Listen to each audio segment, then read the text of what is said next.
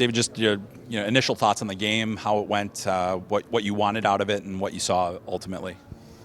Yeah, I think like any of your first games, there's good and bad, and a lot more good, I think, than bad, but certainly some teaching. And I thought the Moore line was excellent, kind of got us back on track there in the second period. So, I think a big thing coming into the event was who was going to play with who, and hopefully we found something consistent there with that line. And obviously the Hagens line was exceptional offensively as well. So a lot of good things. I liked our response in the second period there after things went a little bit sideways. Killed the big penalty after the failed challenge, and then 11's line kind of went to work and gets them to ice it, and then leads to Hagens' goal, and it was good from there. So a lot of good things, and we'll continue to grow and build from here.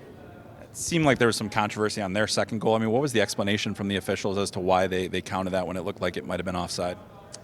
Yeah, what I was told by the linesman was by the time the Germany player touched the puck on entry, the foot that was by the bench was off the ice. And then I guess, you got a big response from James Hagens. You guys, it's 3-2 at that point, and then he scores a goal for you guys. I mean, how much did that settle things down, and what did you think of James's game today? Yeah, it was big, and it came after that shift, like I said, with Moore, Zemer, and Plant. Hemmed him in, forced an icing, and then, James' line comes out, when a wall battle, Gabe gets to the inside, and Lenny's at the net. So, a lot of our success happened when we had two guys on the inside tonight. When we wanted to get, four guys on the outside, it made it a little more difficult to make finishing plays. But when we had people on the inside, really good things happened. And certainly I think the bench breathed a little bit after getting through the kill and then getting that goal and ending the second period like we did. What did you see from James this season in the NCAA and through camp, and just compared to the kid you had last year that got cut? And what have you seen from the player up to now? Yeah, just physically, mentally, a year further, stronger, bigger. I just think more ready for the challenge, and obviously has had a great start to his college season at Boston College, and we're going to lean on him a lot here. What stands out to you about the person, not off ice? What's he like?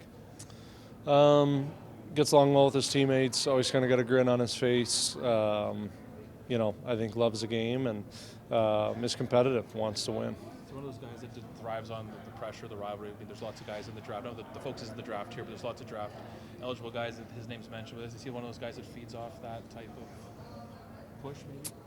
Haven't been around him enough to know that, and we've played one game here, so hard to say for me on that. I sure hope so, and I believe it, but we'll see that as time goes. If you were worried about him being nervous, whatever, to have the game like this, is that sort of take the load off of his shoulders? Like, okay, I can handle myself at this level, especially getting the first goal of the game.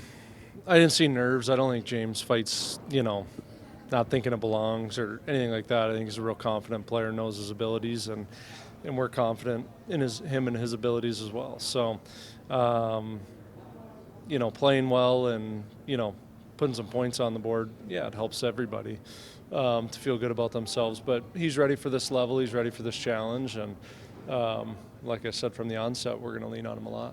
What do you think the way Ryan Leonard is handling the responsibility of the captaincy so far?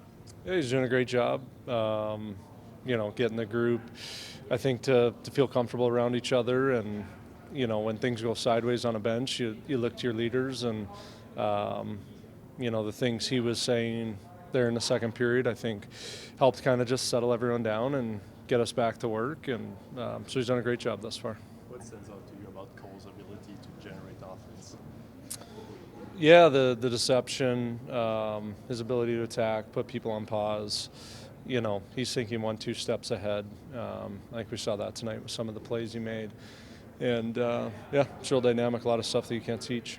I know you're still sorting out your D, but what did you learn about Fortescue last year, and what does he bring to this group?